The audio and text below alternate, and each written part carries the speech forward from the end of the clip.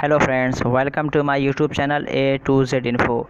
दोस्तों, आज हम डिस्कस करेंगे सीटेट 2013 में जो आपका फर्स्ट पेपर हुआ था और जिसमें भाषा 1 हिंदी आपका था, वो हम डिस्कस करेंगे। तो आप प्रैक्टिस कर सकते हैं, यहाँ से आपकी अच्छी प्रैक्टिस हो जाएगी, क्योंकि प्रीवियस ईयर का प्रैक्टिस करना काफ़ी इंपॉर्टेंट होता है सीटेट के लिए। इवन कि किसी भी एग्ज़ाम की प्रिपरेशन आप कर रहे हैं तो सीटेट पे प्रीवियस ईयर पे काम करना काफ़ी इंपॉर्टेंट होता है। तो चलिए आप इस वीडियो को देखिए और कोशिश कीजिए कि आप लोग खुद इसका आंसर देने की कोशिश करें, और पहले आंसर अपना आप दे दें, उसके बाद मेरे आंसर को सुनें, तो आपको फ़ायदा होगा। एक तरह का टेस्ट के तौर पे आप लेंगे, तो टेस्ट अगर आपका सही जा रहा है तो गोया कि आपकी तैयारी अच्छी चले। तो चलिए स्टार्ट करते हैं।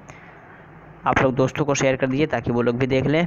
देखते हैं, यहाँ पे निर्देश दिया हुआ है कुछ। यहाँ पे ये आपका पैराग्राफ है। नीचे दिए गए गद्यांश को पढ़कर सबसे उचित विकल्प का चयन कीजिए। ये आपका समाज में पाठशालाओं, स्कूलों अथवा शिक्षा की दूसरी दुकानों की कोई कमी नहीं है। छोटे से छोटे बच्चे को माँ बाप स्कूल भेजने की जल्दी करते हैं।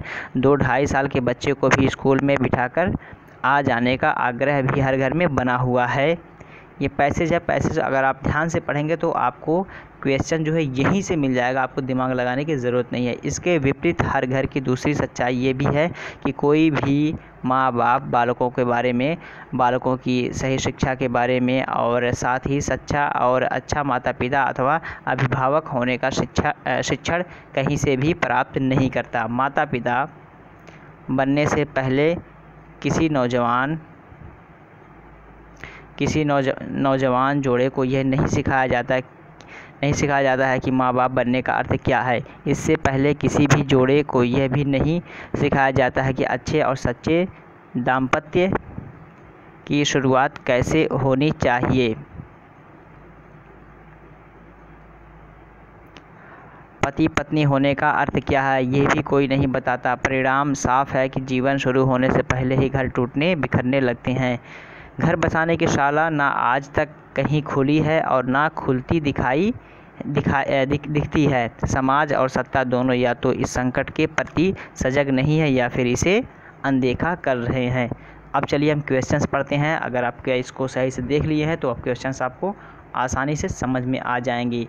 इस तरह अगर प्रीवियस पेपर आप करके जा रहे हैं तो हिंदी आपका अच्छा परफॉर्म हो जाएगा। कह सकते हैं कि 25+ आप परफॉर्म करके आ जाएंगे, आंसर करके आ जाएंगे। 91 क्वेश्चन नंबर देखते हैं। लेखक के लिए किसका शिक्षण प्राप्त करना ज़रूरी है। लेखक जो मतलब है पैराग्राफ के अकॉर्डिंग आपसे पूछा जा रहा है, तो इसका करेक्ट आंसर क्या होगा। ऑप्शंस यहाँ दिए गए हैं। जो है बच्चों को, ऑप्शन 1 में कहा जा रहा है बच्चों को किसी भी प्रकार की शिक्षा देने का। 2 में कहा जा रहा है अच्छे माता पिता बनने का। 3 में कहा जा रहा है छोटे बच्चों को उच्च विद्यालय में प्रवेश दिलाने का। 4 में कहा जा रहा है पति पत्नी बनने का। तो आप लोग भी आंसर कर सकते हैं। तो इसका जो होगा पैराग्राफ के अकॉर्डिंग अच्छे माता पिता बनने का, यानी जब माता पिता अच्छे होंगे, शिक्षित होंगे, तो बच्चों को अच्छे समझ के काम करेंगे। तो चलिए नेक्स्ट देखते हैं।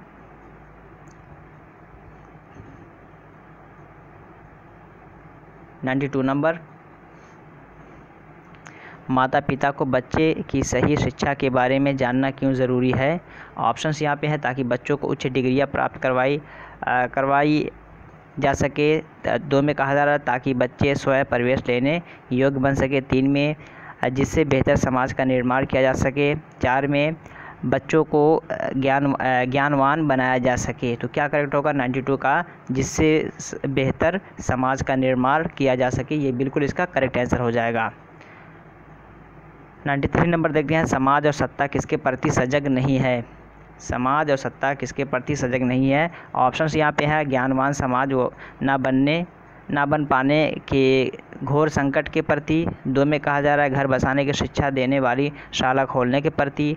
3 में कहा जा रहा है माता पिता द्वारा बच्चों का पालन पोषण न करने की प्रति। और 4 में कहा जा रहा है अभिभावकों के द्वारा शिक्षा प्राप्त न करने की प्रति। तो क्या होगा 93 का करेक्ट आंसर। 93 का करेक्ट आंसर जो आपका होगा वो ऑप्शन जो 2 है, ये बिल्कुल इसका सही हो जाएगा। घर बसाने की शिक्षा देने वाली शाला खोलने की प्रति, ये पैराग्राफ में आपको एज इट इज़ मिल जाएगा। गद्यांश में वहाँ पे बिल्कुल मिल जाएगा। आप उसको एक मरतबा और रिवाइज़ करके देख लीजिएगा। 94 नंबर देखते हैं। 94 में कहा जा रहा है लेखक के अनुसार सबसे पहले क्या जानना ज़रूरी है। बच्चों के बारे में, बच्चों के शिक्षा के बारे में, माता पिता के शिक्षा के बारे में दाम्पत्य की शुरुआत कैसे की जानी चाहिए, लेखक के अकॉर्डिंग यानी पैराग्राफ के अकॉर्डिंग आपसे पूछा जा रहा है। तो क्या होगा 94 का जो 4 है ये बिल्कुल इसका करेक्ट हो जाएगा। दाम्पत्य की शुरुआत कैसे की जानी चाहिए, ये लाइन आपको मिल जाएगी गद्यांश में, पैराग्राफ में। नेक्स्ट देखते हैं 94 नंबर हो गया। 95 नंबर, माता पिता शब्द युग्म है, कौन सा युग्म है आपको बताना है। माता पिता शब्द कौन सा युग्म है, सार्थक शब्द, निरर्थक शब्द, पुनरुक्त शब्द या सार्थक निरर्थक शब्द। तो क्या होगा 95 का करेक्ट आंसर। 95 का करेक्ट आंसर जो होगा वो सार्थक शब्द है। क्या है, माता पिता सार्थक शब्द युग्म है। तो ये ऑप्शन 1 इसका बिल्कुल करेक्ट हो जाएगा। नेक्स्ट देखते हैं 96 नंबर। 96 में कहा जा रहा है भी शब्द है, ये भी एक शब्द है, ये कैसा शब्द है। ऑप्शन यहाँ पे है क्रिया विशेषण, 2 में कहा जा रहा है संबंधवाचक, 3 में कहा जा रहा है निपात, 4 में क्रिया। तो क्या है ये भी कैसा शब्द है। भी जो आपका निपात है, निपात क्या है, एक तरह का बल दिया जाता है किसी चीज़ पे, मतलब इम्फेसाइज किया जाता है। जैसे कहते हैं कि क्या तुम भी आओगे, एक होता है ना तुम आओ, और एक होता है कि तुम भी आओ। तो एक तरह का ये बल दिया जाता है किसी चीज़ पे, तो ये आपका निपात हो जाएगा। 96 का ऑप्शन जो 3 है वो बिल्कुल करेक्ट हो जाएगा। नेक्स्ट देखते हैं 97 नंबर। इसके विपरीत हर घर की दूसरी सच्चाई ये भी है कि वाक्य के रेखांकित अंश का समानार्थी शब्द है। ये जो आपका रेखांकित है इसके बारे में पूछा जा रहा है कि एक किसका मतलब कह सकते हैं कि सिनोनिम शब्द है, समान अर्थ वाला कौन सा शब्द है, किसके समान है ये, वास्तविक या वास्तविकता, सद्वचन या सूक्ति। तो 97 का करेक्ट आंसर क्या होगा। 97 का जो करेक्ट आंसर होगा ये वास्तविकता है। ठीक है, वास्तविकता के समानार्थी है, तो ऑप्शन 2 इसका बिल्कुल करेक्ट हो जाएगा। नेक्स्ट देखते हैं 98 नंबर। 98 नंबर, घर के टूटने बिखरने का मुख्य कारण क्या है। ऑप्शंस यहाँ पे है माता पिता बनने का अर्थ ना जानना, 2 में है दाम्पत्य का अर्थ ना जानना, 3 में है घर बसाने की जल्दी करना, और 4 में है बच्चे के बारे में ना जानना। तो 98 का करेक्ट आंसर क्या होगा। 98 का करेक्ट आंसर अगर हम देखते हैं पैराग्राफ के अकॉर्डिंग तो ऑप्शन 2 है दाम्पत्य का अर्थ ना जानना, ये आपको पैराग्राफ में मिल जाएगा। तो इसका 2 बिल्कुल करेक्ट आंसर हो जाएगा। 99 नंबर देखते हैं। 99 में क्या कहा जा रहा है। 99 में कहा जा रहा है कि हर घर में किस चीज़ का आग्रह बना हुआ है। हर घर में किस चीज़ का आग्रह बना हुआ है। एक में कहा जा रहा है बहुत छोटे बच्चों को स्कूल में पढ़ाने का, 2 बहुत छोटे बच्चों को दुकान भेजने का, 3 बहुत छोटे बच्चों को स्कूल में बिठाकर आने का, 4 बच्चों को स्कूल ना भेजने का। तो ये भी लाइन आपको एज इट इज़ मिल जाएगा कि 2-2.5 साल में 2-2.5 साल में माता पिता बच्चों को लेकर स्कूल में बिठाकर आने का ये आग्रह बना हुआ है, तो ये मिल जाएगा वहाँ पे। तो ये ऑप्शन 3 बिल्कुल इसका करेक्ट हो जाएगा। ये फिर ये कुछ पंक्तियाँ है, इसको पढ़ के इसके अकॉर्डिंग आपको आंसर करना है। पूछो किसी भाग्यवादी से यदि विधीय अंक प्रबल है, पद पर क्यों देती न स्वयं, वसुधा निज रतन उगल है। इसके अकॉर्डिंग ये पढ़ने के बाद आपको इससे कुछ क्वेश्चंस पूछे जाएंगे। क्वेश्चंस हम देख लेते हैं। कवि के अनुसार यदि भाग्य ही सब कुछ होता तो क्या होता। कवि ने जो कहा है अगर भाग्य ही सब होता तो उस टाइम पे क्या होता, ये आपको बताना है। रत्न मिल जाते पैरों के नीचे, वसुधा होती, और 3 में कहा था धरती स्वयं ही रत्न रूपी संपत्ति उगल देती। तो उगल देती का एक शब्द उससे संबंधित है, तो यही आपका बिल्कुल करेक्ट हो जाएगा। यानी 100 का जो आपका करेक्ट होगा वो ऑप्शन 3 जो है ये बिल्कुल इसका राइट आंसर हो जाएगा। 101 देखते हैं। तुकबंदी के कारण कौन सा शब्द बदले हुए रूप में प्रयुक्त हुआ है। तुकबंदी के कारण मतलब उसमें जो एक शब्द है अपने वर्जिन फॉर्म में यूज़ ना होकर, बल्कि देखते हैं यहाँ पे एक लफ्ज़ लिखा हुआ था रत्न, ठीक है, तो जो कि उसका ओरिजिनल वर्ड है रतन। तो ये ऑप्शन 1 इसका हो जाएगा। 101 का जो आपका करेक्ट होगा ऑप्शन 1। 102 नंबर देखते हैं। इनमें से कौन सा वसुधा का समानार्थी है। वसुधा का समानार्थी सिनोनिम कौन सा है आपको बताना है। वसुंधरा है, महीप है, वारिधि है या जलधि, तो क्या होगा इसका करेक्ट आंसर? इसका जो होगा वसुंधरा, ये बिल्कुल करेक्ट हो जाएगा। तो 102 का ऑप्शन 1 जो है ये बिल्कुल करेक्ट हो जाएगा कि वसुधा का जो समानार्थी शब्द है वो वसुंधरा है। 103 नंबर देखते हैं। 103 में कहा जा रहा है प्रय उपसर्ग से बनने वाला शब्द समूह है, यानी प्रय उपसर्ग से कौन कौन से शब्द बन सकते हैं ये आपको बताना है कि 103 में करेक्ट क्या होगा। तो 103 में मैं डायरेक्ट आंसर बता रहा हूँ। अगर ऑप्शन 3 देख रहे हैं, प्रभाव, प्रदेश, प्रपत्र, तो ये तीनों बन जाएंगे। तो ये आपका जो बिल्कुल करेक्ट हो जाएगा 103 का ऑप्शन 3 मतलब सत्य आंसर हो जाएगा।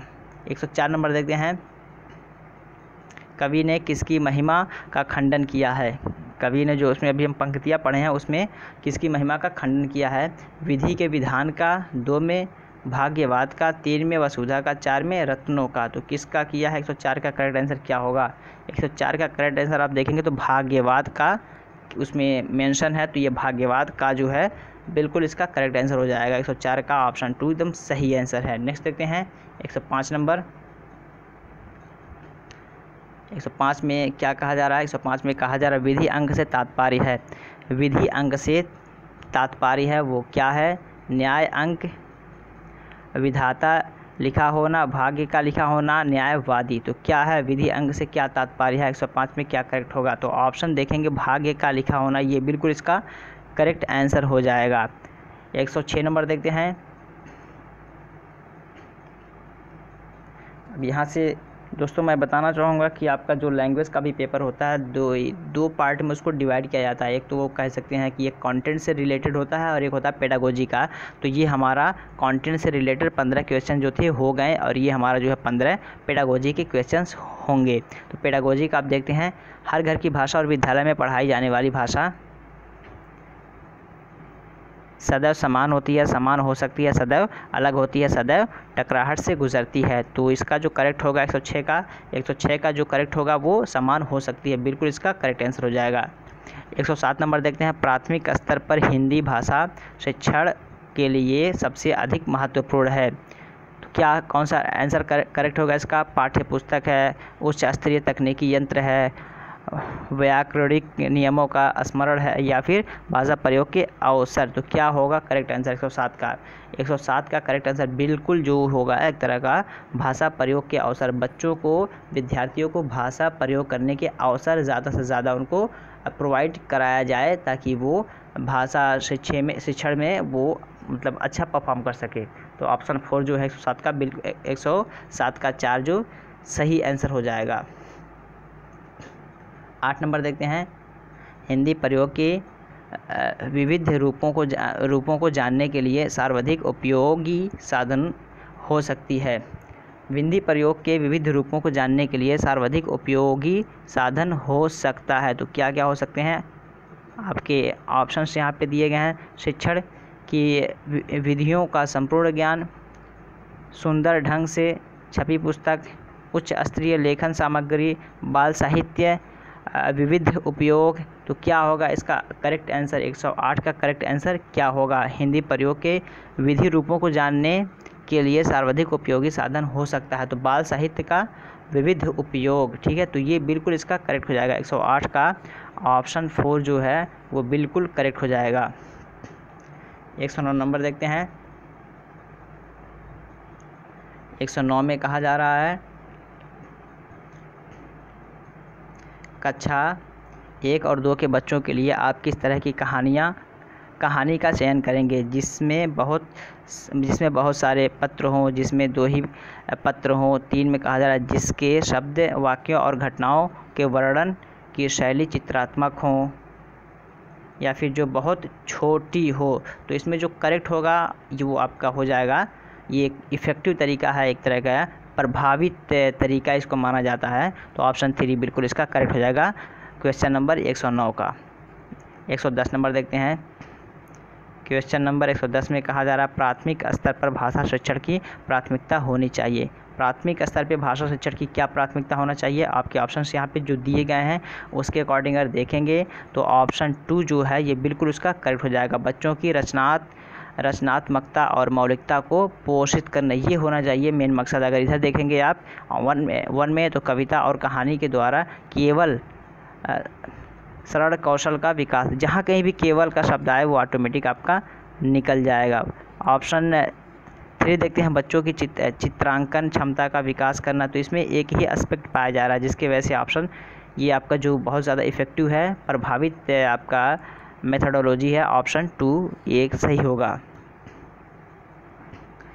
111 का देखते हैं, पढ़ने का प्रारंभ, यानी पढ़ने का प्रारंभ कैसे किया जाए। कहानियों से होना चाहिए, कविताओं से होना चाहिए, अर्थपूर्ण सामग्री से होना चाहिए, या फिर वर्णमाला से होना चाहिए। तो बिल्कुल 111 का जो करेक्ट होगा, अर्थपूर्ण सामग्री से होना चाहिए, ये अच्छा तरीका है। 112 नंबर देखते हैं। 112 में कहा जा रहा है, भाषा के बारे में कौन सा कथन उचित है। भाषा के बारे में कौन सा कथन उचित है। भाषा एक नियमबद्ध व्यवस्था है। 2 में कहा जा रहा है, भाषा व्याकरण का अनुसरण करती है। 3 में भाषा और बोली में कभी भी कोई भी संबंध नहीं होता। और 4 में कहा जा रहा है, भाषा अनिवार्यतः लिखित होती है। तो 112 का करेक्ट आंसर क्या होगा।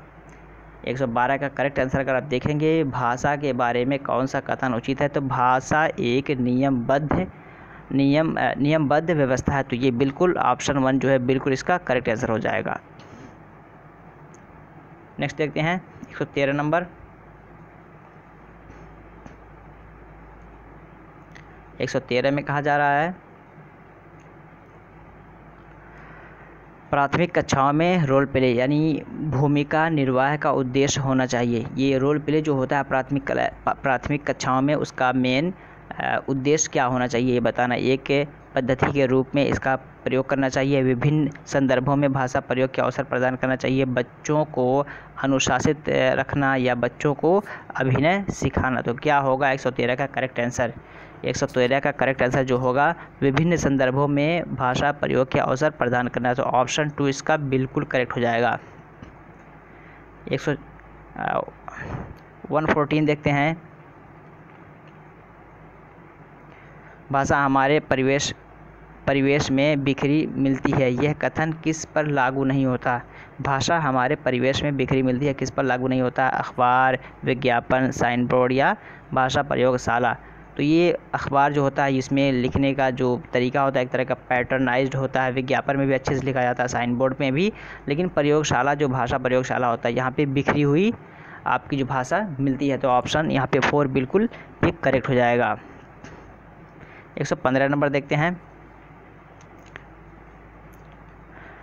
कक्षा में कुछ बच्चे लिखते समय वर्तनी संबंधी त्रुटियां करते हैं। एक भाषा शिक्षक के रूप में आप क्या करेंगे। ऐसे प्रॉब्लम में आप क्या करेंगे कि इस प्रॉब्लम को सॉल्व कर सकें। ऑप्शंस यहाँ पे जो दिए गए हैं, 1 में कहा जा रहा है, उन्हें सख्त निर्देश देंगे कि वे आगे से गलती ना करें। 2 में उनकी त्रुटियों पर बिल्कुल ध्यान नहीं देंगे। 3 में उनसे शब्दों को 20 बार लिखने के लिए कहेंगे। और 4 में कहा जा रहा है कि शब्दों का सही रूप लिखते हुए बच्चों को दोनों तरह के शब्दों का अवलोकन करके अंतर पहचानने का अवसर देंगे। यह काफ़ी अच्छा तरीका कि गलत तरीका को भी लिख के बताए और सही तरीके का, ताकि बच्चा समझ जाए कि क्या गलत है क्या सही है। तो ये काफ़ी इफेक्टिव तरीका है। तो ये ऑप्शन 4 जो है बिल्कुल इसका करेक्ट आंसर हो जाएगा। 116 देखते हैं, बच्चों की मौखिक भाषा का सतत आकलन करने का सबसे बेहतरीन तरीका है वो क्या है। ऑप्शन 1 में प्रश्नों के उत्तर पूछना। 2 में विभिन्न संदर्भों में बातचीत। 3 में है सुने हुए को दोहराने के लिए कहना। 4 में है शब्द पढ़वाना। तो करेक्ट क्या होगा ऐसे कंडीशन में। 116 का करेक्ट आंसर क्या होगा। तो यहाँ पे जो कहा जा रहा है विभिन्न संदर्भों में बातचीत करना। जब विभिन्न संदर्भों में आप बात करेंगे तो बच्चे के बातचीत से अंदाज़ा लग जाएगा कि बच्चा लैंग्वेज को कितने अच्छे से समझ रहा है या उसके बोलने का जो अंदाज़ है कैसा है। 116 देखते हैं,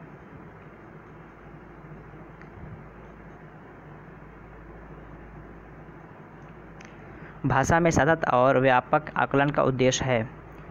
ऑप्शन यहाँ पे भाषा के व्याकरण का आकलन करना, भाषा के मौखिक और लिखित रूपों को प्रयोग की क्षमता का आकलन पढ़कर समझने की क्षमता का आकलन, वर्तनी या शुद्धि के बिना लिखने की क्षमता व आकलन। तो 117 का करेक्ट आंसर क्या होगा? 117 का करेक्ट आंसर आप देखेंगे तो ये जो 2 में कहा जा रहा है बिल्कुल करेक्ट है, भाषा के मौखिक और लिखित रूपों के प्रयोग की क्षमता का आकलन, ये बिल्कुल करेक्ट है। नेक्स्ट देखते हैं, 120 तक आज हम करेंगे। भाषा कक्षा में विभिन्न दृश्य श्रव्य साधनों का उपयोग का उद्देश्य नहीं है, यानी कौन सा एक ऐसा साधन है जिसका उपयोग नहीं किया जाना चाहिए। ऑप्शंस यहाँ पे आपके जो दिए गए हैं वो ऑप्शन आपके यहाँ पे कुछ इस तरह हैं। एक में कहा है सभी प्रकार के बच्चों की आवश्यकताओं का ध्यान रखना। 2 में है सीखने सिखाने की प्रक्रिया को रुचिकर बनाना। 3 में है विद्यालय प्रमुख के निर्देशों का पालन करना। 4 में है आधुनिक तकनीक को कक्षा में लाना। तो ये जो है 3 नहीं होना चाहिए, भाषा कक्षा में विद्यालय प्रमुख के निर्देशों का पालन नहीं करना चाहिए। ये सब आपका एक तरह का मैनेजमेंट है और ये क्लासरूम में आपका इम्प्लीमेंट नहीं होगा। तो ऑप्शन 3 यहाँ पे बिल्कुल करेक्ट हो जाएगा। नेक्स्ट देखते हैं 119,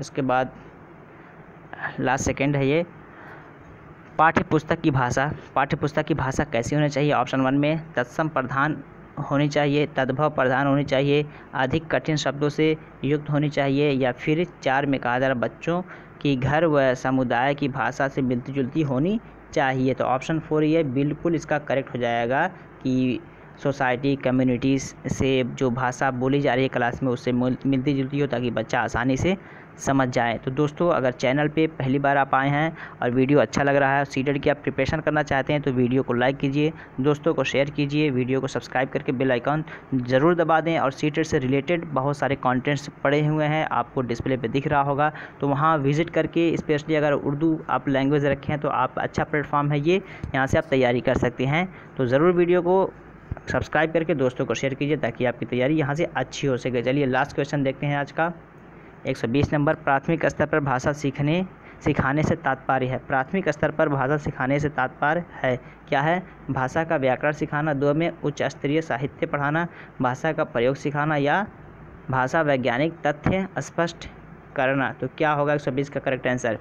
120 का करेक्ट आंसर आप देखते हैं तो भाषा का प्रयोग सिखाना, ठीक है। भाषा का प्रयोग ये मतलब मेन चीज़ है, उसके बाद अगला नेक्स्ट स्टेप होता है। तो ये कुछ क्वेश्चंस थे सीटेट 2013 में, भाषा जो फर्स्ट हिंदी का था उसको आज हम सॉल्व कर लिए। वीडियो अच्छा लगा हो तो लाइक कीजिए, कमेंट करके ज़रूर बताइए। चलिए फिर मिलते हैं नेक्स्ट वीडियो में, तब तक के लिए have a nice day, have a good day, that's all, thank you, bye.